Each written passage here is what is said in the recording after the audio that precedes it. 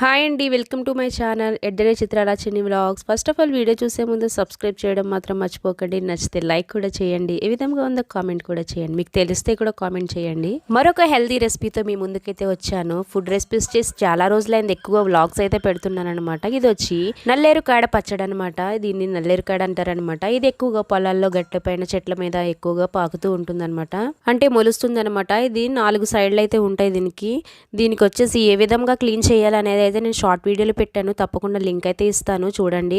ఇలా అయితే కడిగేసుకుని పక్కన పెట్టేసుకున్నాను. దీన్ని ఆ గోడులు తీసినటువంటి ఆ పీచ్ అంతా కూడా చూడండి.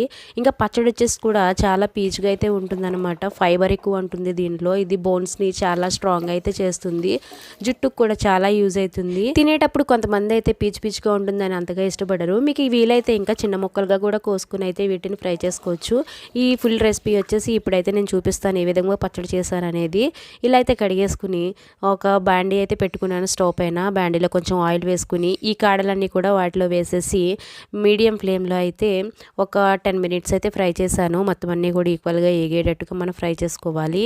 ఇలా వేగిపోతున్నాయి అనిపించుకొని ఒక చిన్న నిమ్మకాయ సైజ్ అంతా చింతపండు అయితే వేసుకున్నాను అనమాట. మనకు పచ్చడి అనేసరికి చింతపండు అయితే ఉండాలి కాబట్టి అందులో పులుపు అనేది చింతపండు అయితే వేసుకున్నాను.